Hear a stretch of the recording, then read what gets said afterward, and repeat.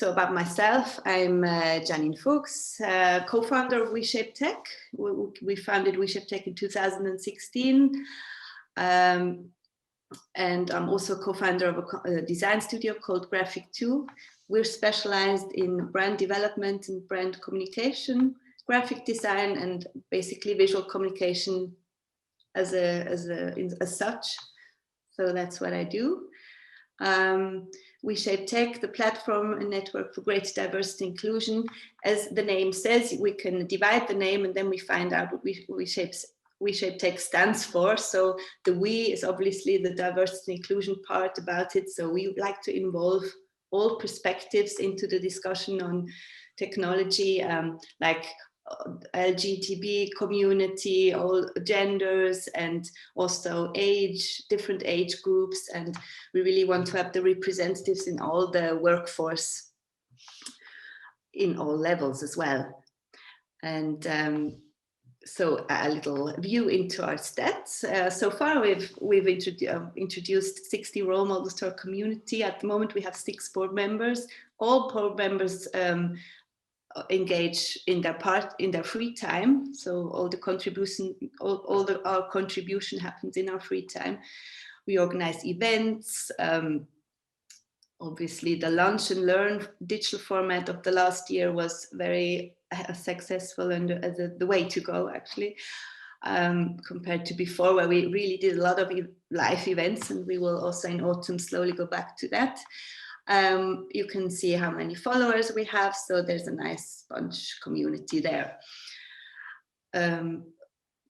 In our monthly newsletter, you will hear more about our activities. They're all based on 4 pillars, like networking, role model introduction.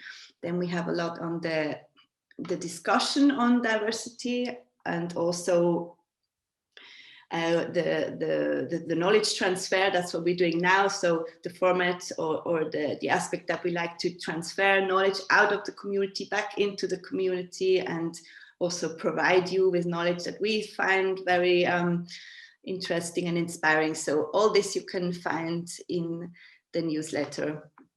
Feel free to sign up after. And now I'm very happy to hand over to Prisca. Welcome, Prisca. Thank you, Janine. I'm also excited and curious about the session. And yeah, there you go. Thank you for being here. Thank you very much. Thank you, everyone, for attending this webinar.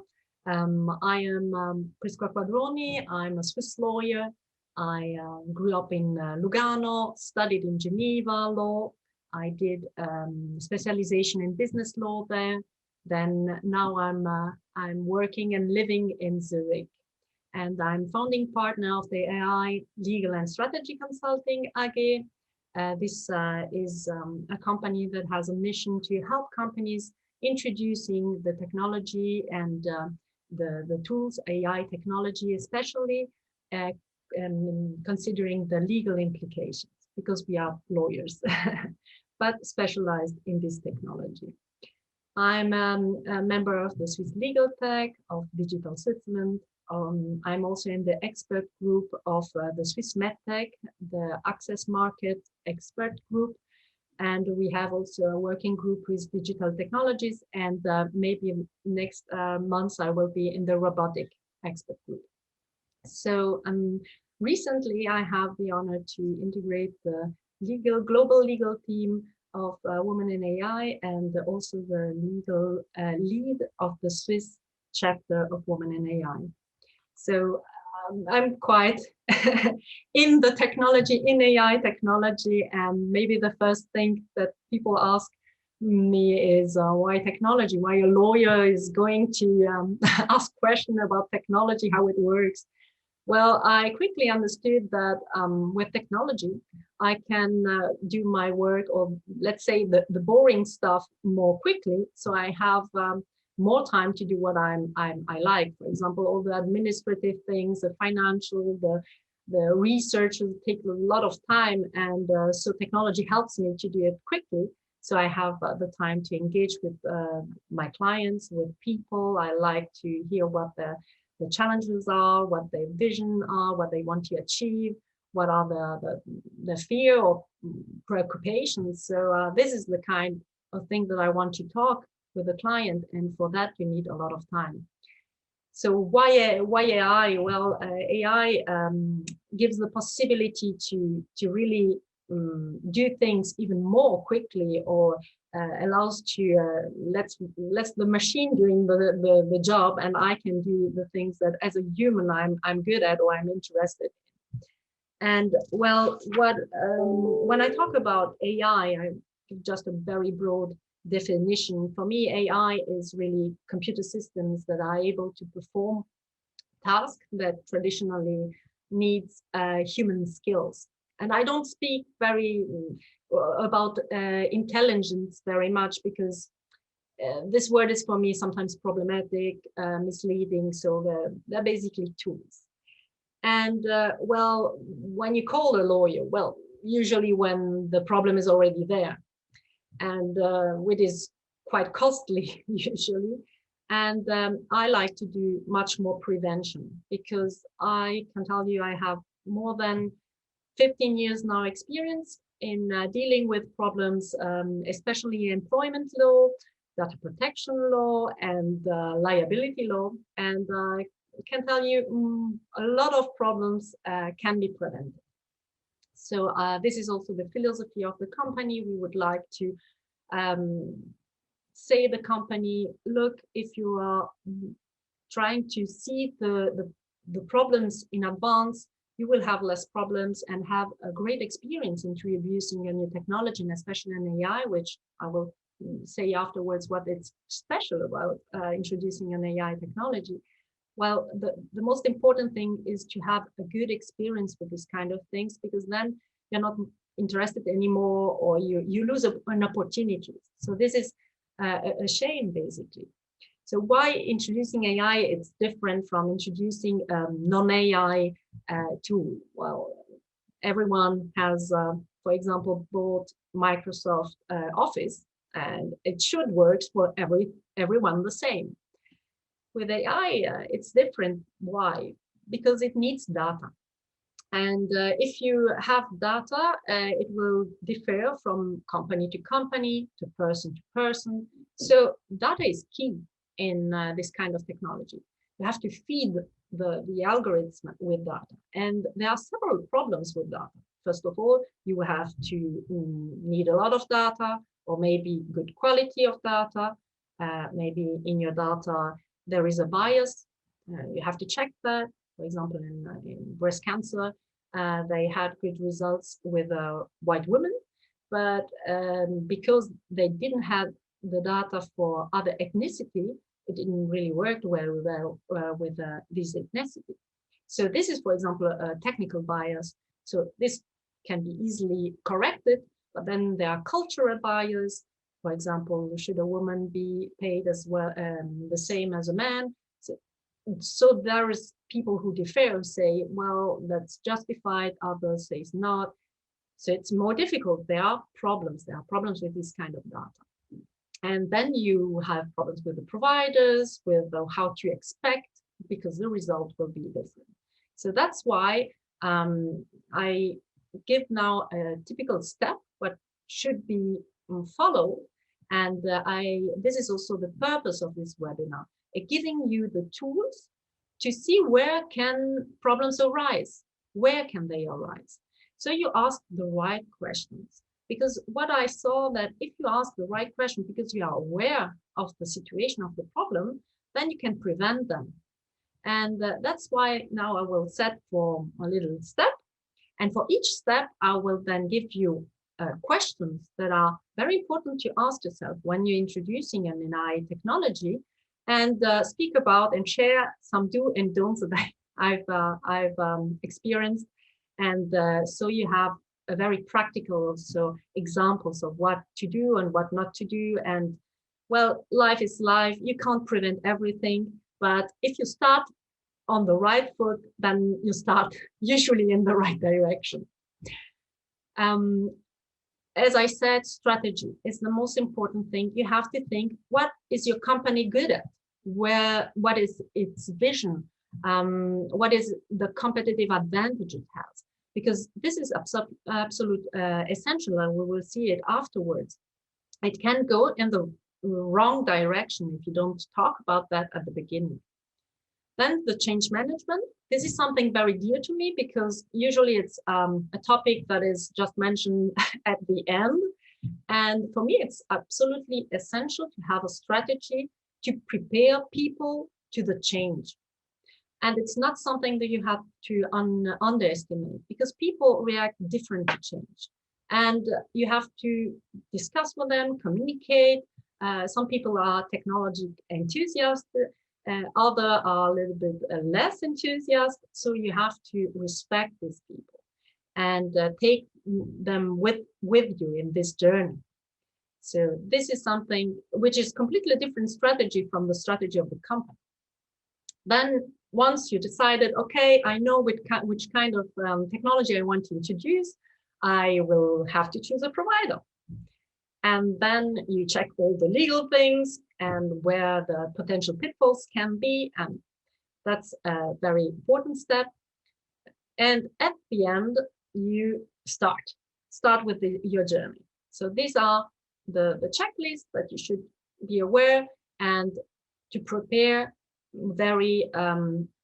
take your time to prepare these kind of steps, because I will show you some don'ts, or these steps are not really taken into account, and the result is not really what we wish for. So strategy definition. The first thing you have to think about is the tool or the technology that I want to integrate in my company, is it lawful? Because I don't know if you know that in China, for example, if you cross the road and there is a red light, they have a facial identification, and they put you on the screen, and there is a public shame. You crossed the street with a red light, and there is also points detracted from your personal scoring. So this would be a technology that in China is legal. In Europe, it would be absolutely illegal. So you see the differences also between countries. And for example, we have now the European Union, who did guidelines for ethics guidelines for trustworthy AI, and also the European proposal for AI Act. And they tell what in Europe some things are considered absolutely a no-go, what is a higher risk, what is a low risk, and they give us elements to say if a tool, an AI tool, would be lawful or not. Then you have to see if it's compliant, you have to see if there is ethical problems, if the provider is serious. You have to ask this question, and also if there are employment law issues. And now I will show you some do and don'ts. I will start with the don't and then with the do. So it's a little bit more positive way to finish the slide. So we had a company who wanted to introduce a chatbot, because he said, oh, well, everyone is introducing chatbot. That's fantastic. We'll do that. And they took a provider. They choose it not very wisely. And then they didn't ask very much questions. And at the end, or during the process, they were really surprised how expensive it was. And then they were very unhappy because it took a lot of time, because the chatbot, there are different complexity of a chatbot. What kind of answer? What should it do? And he didn't understand. He thought it was like Microsoft Office. I take a chatbot, I feed it with my data, and that's it. The magic happens. And well, it wasn't the case. And then also he was not happy because the quality of the answer were not really nice. And it was a company who had a very great customer service. And on top of that, they had a very negative feedback from the clients, because this was the case. This was the competitive advantage. They were very good at the customer service. And so the chatbot was going in the wrong direction. Strategically, they didn't identify that was what made them special. And the chatbot didn't make them special at all. It was really a bad thing. So this is an example when already in the strategy, they choose the wrong technology. But they do. We have a company in Mendrisio who is they do a lot of things right. But they, for example, thought about what makes us special. Is the quality of the product, and they're doing plastic, and the time is key in their work to be competitive. So they choose the provider very wisely. The technology should see if the imperfection in the plastic was causing a damage afterwards in the product. So they wanted to better the quality product. And with technology, they could, because this technology could say, this is an imperfection that will be a problem afterwards, or this is a perfection that should not be. And so this was a success. And because they thought, what makes us special, what the client appreciate in our company, and we have to go for this kind of technology or use this technology for that. So this is an example for strategy. Is everything going well until now? I'll see if there are already little questions. Or do we do all the questions at the end? Everything feeling fine until now? What do you think, Janine? It's intense. We're getting warmed up. And Dr. Mohamed Nazar, he just dropped a comment. Because you don't see the comment, I quickly let you know. I highly agree. Strategy definition is to ensure stakeholders trust and support. Absolutely. Yeah, thank you for this comment. Yeah, cool. So let's continue. This is, of course, what I said, where I mostly saw the prevention potential. Because a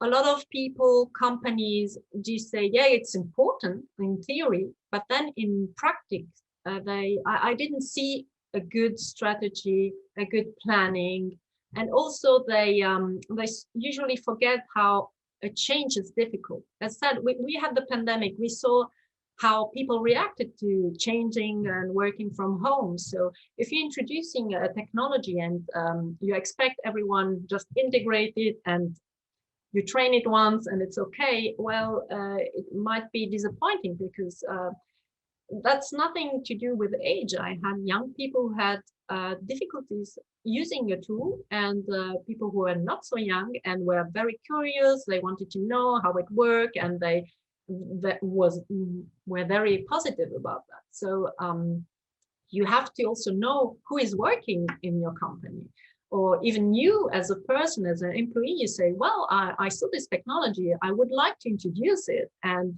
so you know that there are some steps you have to follow, but also the people around you, are they going to accept this technology, or you have to make something do in order to that happens. So the strategy is absolutely important. You have to identify which teams are going to be concerned. You have to think if you want to communicate to the whole company, because sometimes there are very big companies, and maybe you are introducing a technology locally and you're not really attached to, for example, a branch in another country or part of the country. And maybe you say, well, it could be interesting also for the other branch or other teams. So you have to think how you are going to communicate that, and also get involved, because it happened to me that sometimes the management wanted to introduce technology that was not an AI technology, but they asked the employees, well, we are going to doing that on that, and we can take the tool that we already have to take some information. And with this kind of meetings, they realized that they used the previous tool in a slightly different way. And so they had a good feedback. They say, okay, that we didn't know. So they had suggestions from the employees. Sometimes it's not possible because there are too many employees involved, but sometimes the suggestions are pretty interesting to hear it. So this is quite important. Internally, you have to think, well, are the people will need a training for using this kind of tool? Will it change the position? What budget do I have to do this change management? Because let's be honest, sometimes it's a luxury to have a budget to prepare your employees. For me, it's a wrong investment if you cut in this area, because this is quite fundamental. Technology without people doesn't going to work. So, but you have to be very realistic what you can do. If you have the luxury to say, okay, I will get a coach and I will have the training, I will see how many meetings I can have. Let's be realistic. How many meetings are you going to do? Let's be efficient in the communication. Trying to get the feedback from your employees, or afterwards, do you have other questions to answer? Did the employee use this technology as you wished? Are the contracts or the tasks that your employee are doing now, are they going to change? Are the marketing going to be important? For example, say, our company is using this tool. This is a marketing aspect that you want to add. So a lot of things that you have to think. So let's see don'ts and do. We had a company who were introduced CRM tool, and at the same time, or quite in the same time, introduced also the cloud. And they were talking with providers in order to introduce an AI technology. It was an automation of documents and templates, and it was a chaos. Already, when I talk about that, I say, well, too many things, and the communication to the employee was, we're going to introduce this technology. You will have a training. They had few hours or one day training, and showed how the CRM tool was working, and then the cloud. And the company and the management were quite angry, because they said, well, the employees are not using this our tools that they should. They are still working on the desktop. We lose a lot of know-how, or the people who are leaving, we have to ask our lawyers how we can go on the desktop, or having the access passwords and everything in order to go, or having the IT guy who goes and taking all this information that should be in the tools. So I was like, yes, but you didn't take the time to properly tell the people how to use it, and also have a follow-up. So this was the first effect. And also the cloud, well, they didn't use the first tool. The cloud was exactly the same. They didn't understand the logic, so they used their desktop as they had done before. And also what was funny in this case is the AI provider stopped the collaboration, because they saw that it was a chaos in this company, and they said, well, the communication, they are not clear what they want, and what they wanted was changing all the time. So they said, no, tidy your ideas and come afterwards. So this is an example what not to do. Start small, start little steps, and plan in advance. As I said, you can't plan everything, but in your budget, try to have a budget to try to do that properly, or trying to listen. And we have a do. We had a company who introduced an accounting AI technology, and in this case, it was the employee who suggested that, because he was under pressure. And he said, well, I'm losing too much time, and this is a new tool. It would help me enormously. So he suggested the tool. The management said, wow, great idea. Let's do it. And they did a meeting, and the other person was a part-time person. And they explained what they wanted to do, what they wanted to introduce, and they were there for all questions. And after the meeting, they had a little bit of time.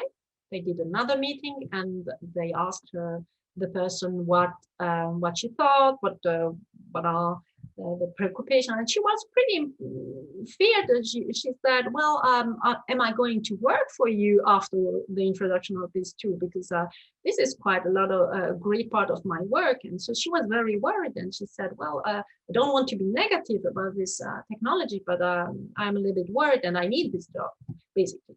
So they said, no, this is absolutely not what we want to do.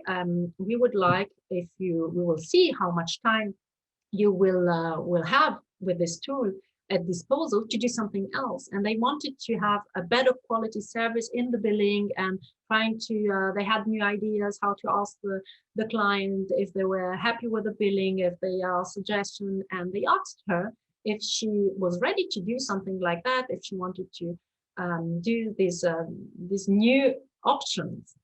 And she was really happy about that. And I think personally, she had a plus value. The other employee was happy. So completely success, because they saw, they contacted, they talked, they had just the time, and then they decided, and they did really, really well.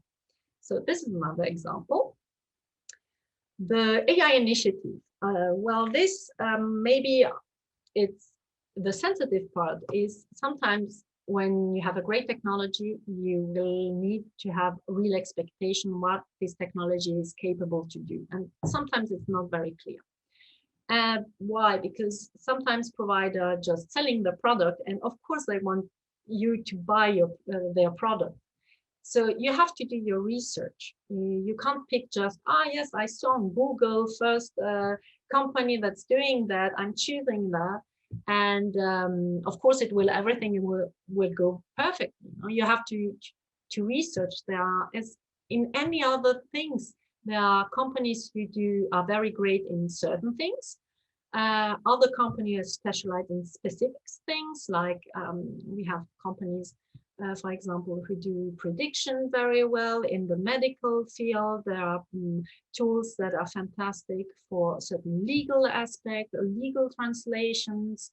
There are providers who predict, for example, in the industry. Each company has some success stories and a know-how they bring, and also who they have as a team. Are they freshly people, or two people who not have a lot of experience, or others who have a very diverse team or had much more experience? You have to do your research. And sometimes when you see the web page, you already have a feeling or not.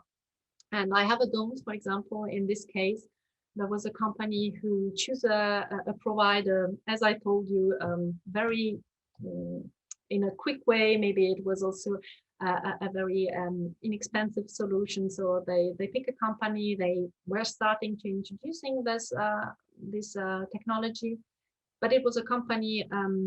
In this case, it was a company that was abroad, but it's not necessarily. It's not a problem that it's abroad. But in this case, then the company didn't answer anymore. They didn't provide any more work, and so the company was asking what's happening. And then we received the bankruptcy decision. And well, I saw afterwards what kind of company it was, and well, the feeling was already I didn't choose this one, but well, you can't predict everything, but this is something you could prevent if you do your research. And it could happen also in Switzerland. So it's not because it was abroad, but yeah, that's a bad thing if you can prevent it. And then also the negotiation, who is going to do what, who is deciding, because the most important thing, you must be clear what you want to integrate. And this is very important afterwards with the plan of action. You also to see with the provider what kind of contracts are there. And sometimes you have the lawyers, the legal department who is already checking that. But sometimes you need really an experience with this kind of technology. The person has to understand how they are going to implement it, what kind of data they need, and all the steps, and the retraining, the recalibration that is sometimes necessary. well, usually it is necessary. And then also if you see some bias or some unexpected results that, well, are not very positive. So you have to be prepared on all this kind of aspects. So if you have that in mind, when you read a contract or when you see, okay, if we have a problem, where I have to go, is it someone abroad? Is it something, someone here in Switzerland? Do I speak the same language or not? So it's a lot of aspects that you have to take into account. And well, with AI, the data is, as I said, key. The training, the retraining, and also the explainability in certain, it's a hot topic in the moment, for example, in legal or in medical, you have to understand what the machine took as features and what kind of, how they came to the results in order to put a little bit light in this black box. So this is the kind of things that you have to have in mind in order to ask the right question to the provider. Sorry, the do. We have a do. The cost. We had a company who thought that the costs were just introducing the tool and having the data trained and train the model and have some results, but it didn't know that you have to check it afterwards several months to see if you have to recalibrate. And they needed to do that. And of course, they thought it was included in the cost. And that was not. And for them, it was quite, we had already the budget, the limit of our budget for investing in that. And now you are telling me that we have to retrain and pay another set of 1,000 francs. So they were disappointed because they didn't understand how it works and they were not prepared on the cost. So we had a company who said, this is our budget, asked a lot of questions and were prepared and said, well, we know that sometimes the result, it's not going to work as expected. So they asked a lot of questions and this prevented disappointment, because at the end, if you have a bad experience, it's not worth it. Everything fine. I'll check just the question, the chats. Yeah, everything fine.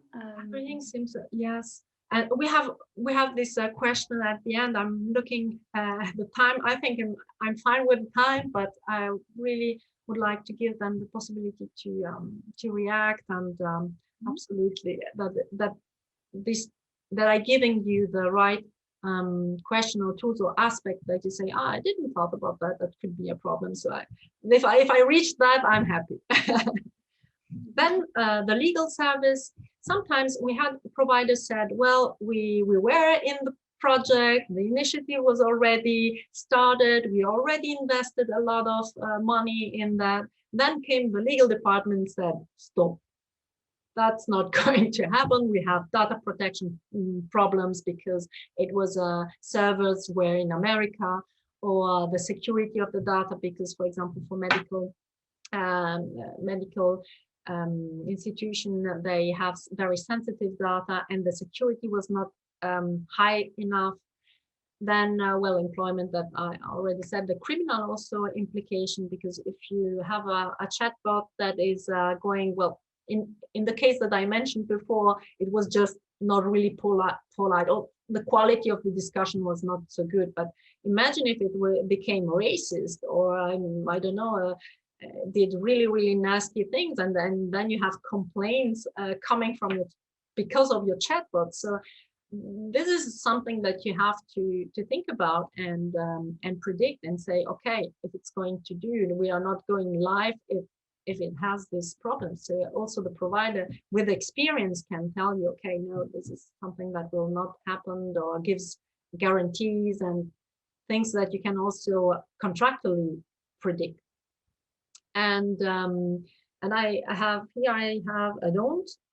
a little law firm who wanted to use a translation tool, and well, unfortunately he didn't use it too much, but the problems where the servers were not in Switzerland, were in America, and they have of course, very sensitive data, and they saw that there was a very big data protection issue with this tool.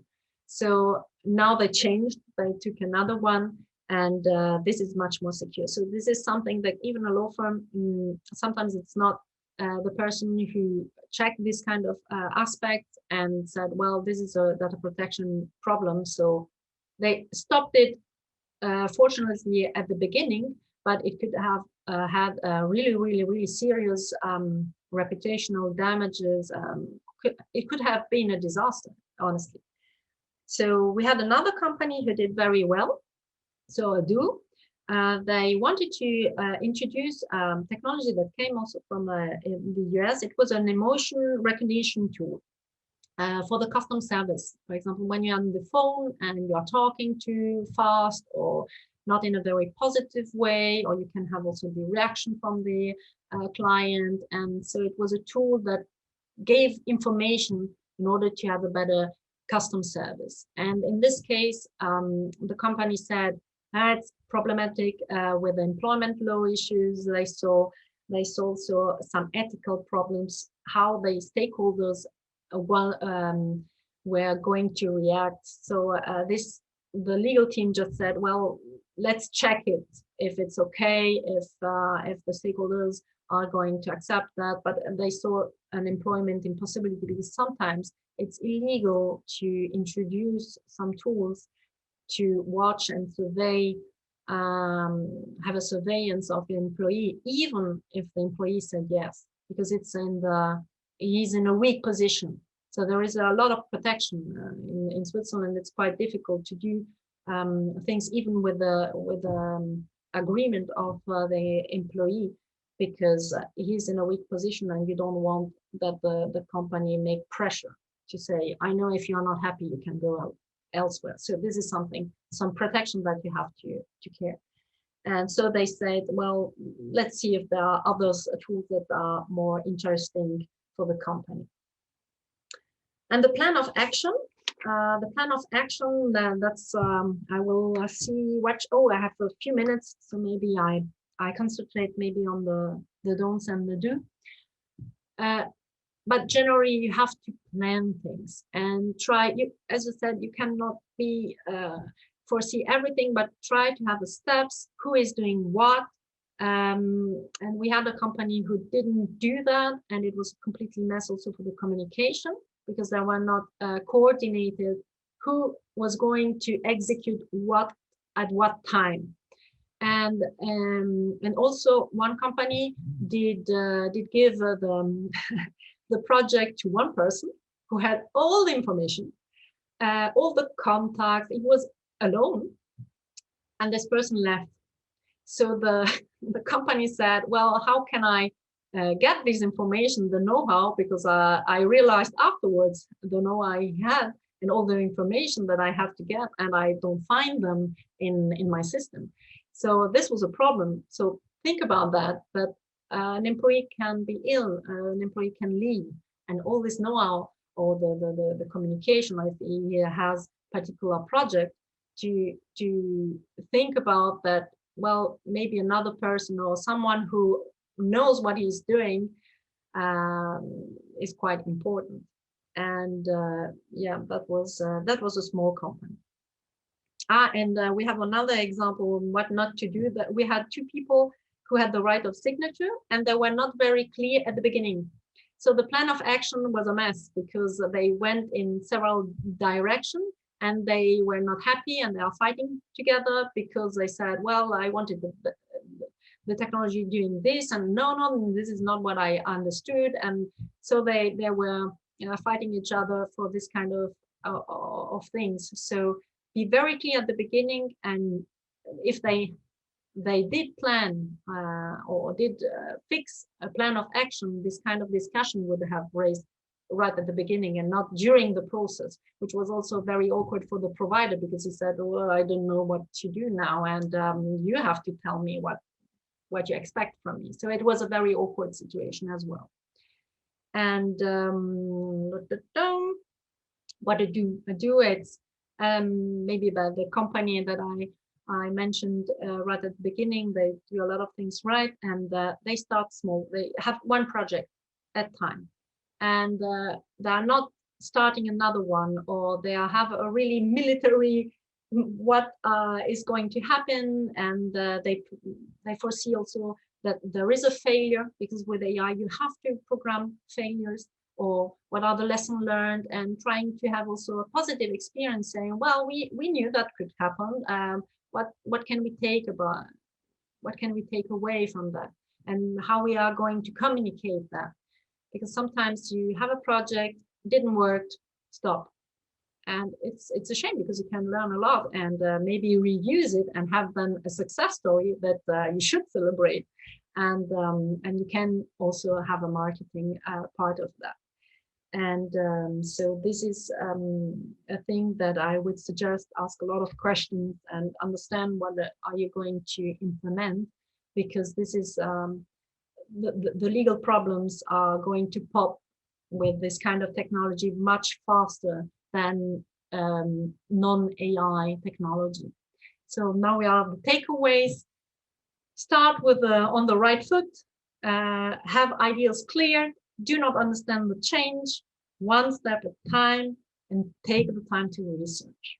So thank you very much. Now we are thanking the opening. I mentioned all my contacts, because maybe if we don't have any time afterwards, you can contact me on my email, and my webpage has also a phone number and everything. So I would be very happy to answer all your questions and comments. And and thank you very much for your time. Wonderful. Wow.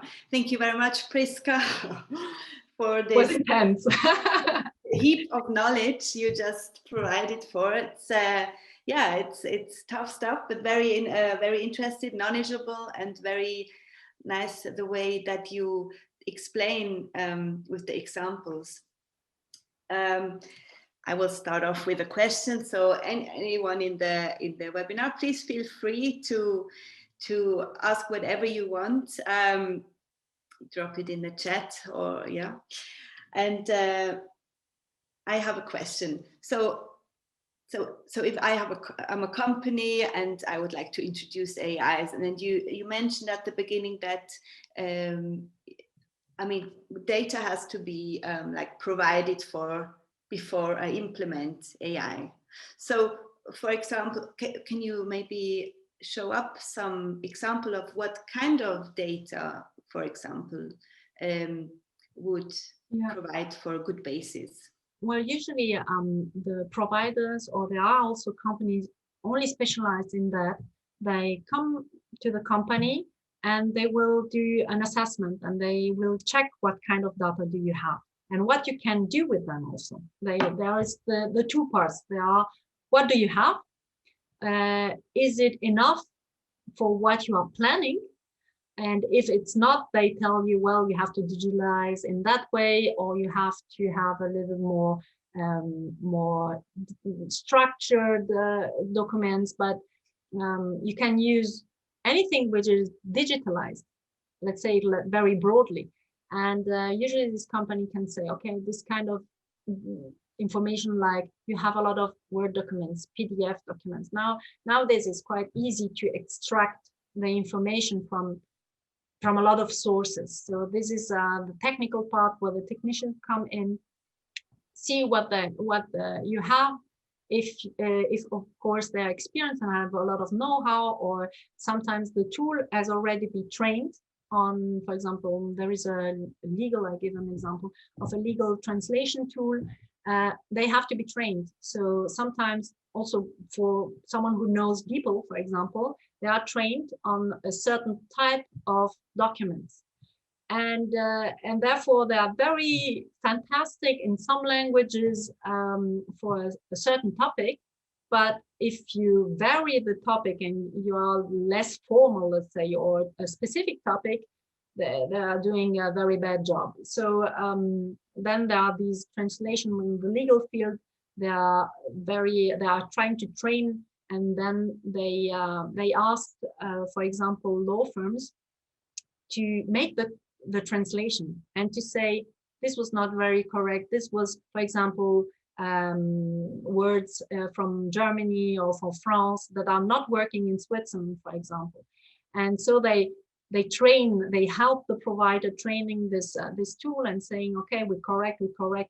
And for example, when you are in the employment on in a certain type of contract, you have a certain type of words, but you can put the Word document or sometimes also the PDF document, and it will translate it, but it has to be trained. And if you're in the family law, then it will have completely different words. But the data, but it needs a digital one. Mm-hmm. Thank you. I think that's obviously really important to consider where you start. With what basis do you start, and what does it involve to? Yeah. That's why it's also difficult, because there are a lot of companies. There are two types of companies.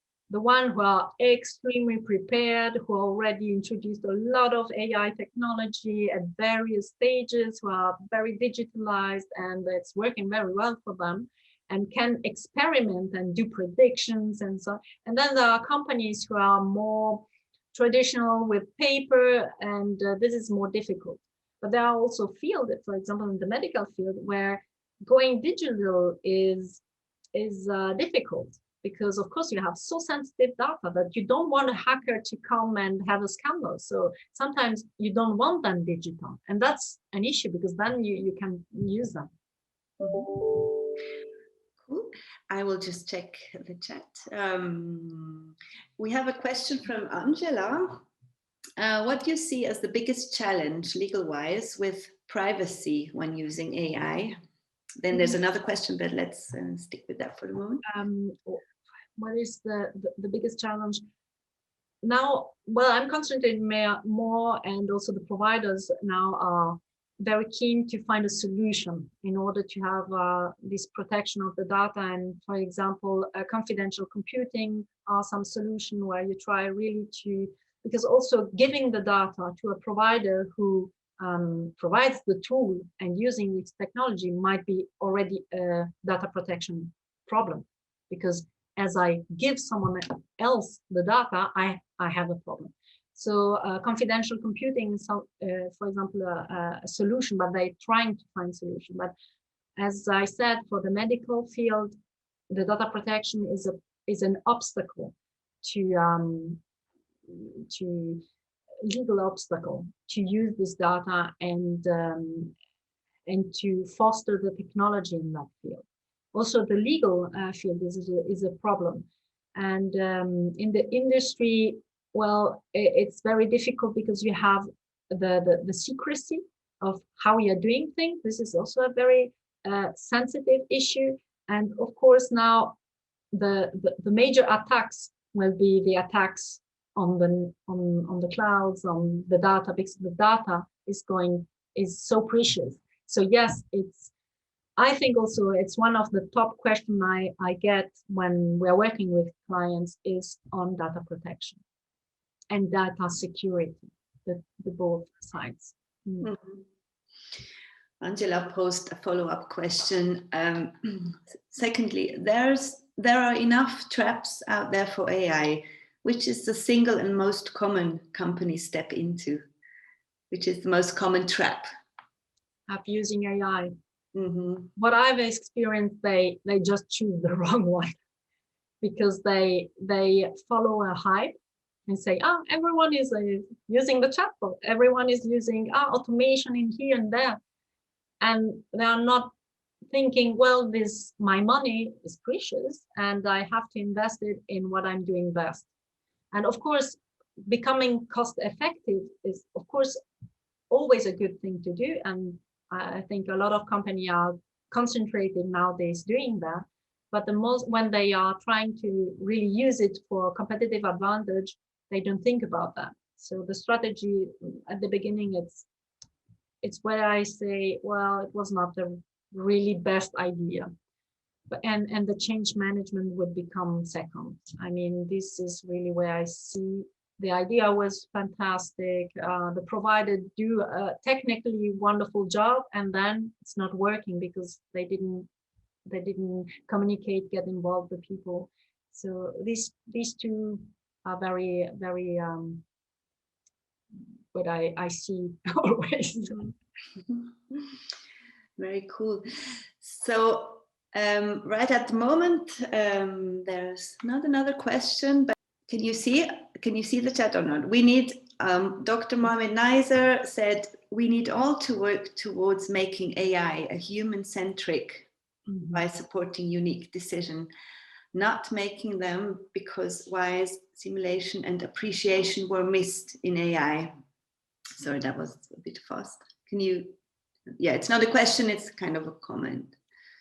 Yes, well, this is also a recommendation that a lot of proposal that I see in legal acts and law is really to have a human in the loop. And I think, well, it's essential. I mean, I see really this technology as a tool that helps us becoming more human, or trying to lose less time in what a machine can do better and concentrate, because there are a lot of skills, so human skills in the communication, the non-verbal communication. I had also a lot of examples where some clients just want to talk about the problems and have someone who is listening to and saying, yes, from a legal point of view, these arguments are very relevant and the others are less, but you're still listen. And sometimes you say, well, that's a machine will never be able to do that in that way, with this broad possibility to say, but this could be interesting, or this is an information that could be put in other. I had a MIT professor, because I followed some courses of the MIT, and she said a thing that I loved. She said, well, it's quite difficult. It's more difficult to tidy up your table, or having a machine tidying up your table, than building something on Mars. And I was like, yes, but I really wanted the machine doing that, because it was so difficult. And for a human, it's such a obvious thing. So I'm also think that the human is absolutely key, because the machine needs for the human, and it must be beneficial. And of course it will be people who will use that in a negative way, or trying to have a destructive or have destructive purpose. But if we are prepared and know this, we can prevent it also. And this is the challenges. Absolutely, I think we need to work together, because the technology doesn't work with the human, and the technology has to help us to live a better life. I think that's a great word to stop, actually, like the preparation. So you provided us all with a great preparation in the discussion and the evaluation of introducing this technology. And I really thank you for that. It was really greatly interesting and, well, yeah, inspiring as well, but also very knowledgeable. So, yeah, I think we're at the point where time is running, and a big thank you, Prisca. And thank you, and Reshape Tech. That was a very nice platform. I'm always very happy to have the newsletter, and so many interesting webinars. So thank you very much for that. Thank you. So I will just close with a very, just a couple of slides. Our next event is, we're a community partner at the event called We Tech Together. Here on this, it's a day, one day is like conference event where you can learn a lot. You can take part in workshops, in networking sessions, and keynote knowledge sessions to find out a little bit more about the exact program or the speakers that are already listed. Just check out the website. And next slide, please. So we're always happy on any feedback. Please drop me a line on maybe one slide back again. It's my email is Janine@WeShapeTech. We're very happy to hear your ideas, and if you got some inspiration out of the talk, or just basically we like to hear the voice of the community anyhow. Thank you. So I think for that's all for now. Enjoy your lunch, take care, and we're looking forward to seeing you next time. Perfect. Thank you. Thank you. Bye, everyone. Bye.